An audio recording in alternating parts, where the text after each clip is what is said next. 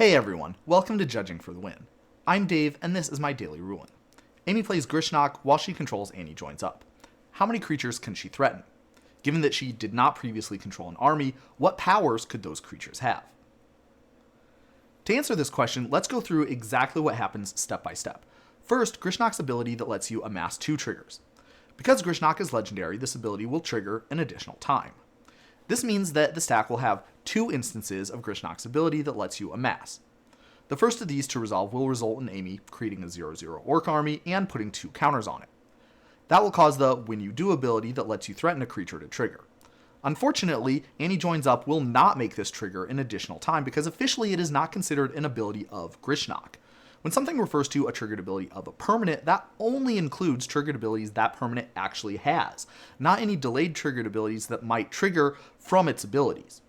This sort of makes sense when you consider that if you played some other spell that causes you to amass, you wouldn't get to threaten a new creature. You only get to do that when you amass as a result of the earlier part of that ability. For a similar reason, if you were to remove the Grishnakh before the amass ability resolved, then that would not change anything about whether you get to threaten something. You still would get to threaten a creature, even though the Grishnakh was not in play to see the ability get resolved. And that's another consequence of the fact that this isn't really an ability of Grishnakh so much as it is an ability of Grishnach's original ability. Now, if you have a bit more advanced rules knowledge, you might have identified that the ability on Grishnakh that lets you threaten a creature is not, strictly speaking, a delayed trigger, but a reflexive trigger. That distinction doesn't affect anything here because reflexive triggers follow all the same rules as delayed triggers. All this is to say that Annie Joins Up will not cause the ability that lets you threaten a creature to trigger again.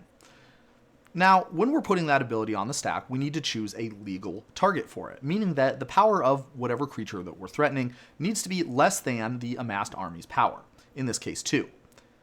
After that resolves, Amy will amass 2 again, and this will also cause that reflexive triggered ability to trigger, because, again, after all, we're amassing as a result of the ETB ability. The army power will be 4 when this reflexive trigger is put onto the stack, so Amy would get to target a bigger creature this time. And that's all I have for you today. How did you do? Join me again next time for another daily ruling. Until then, I hope you have a great day.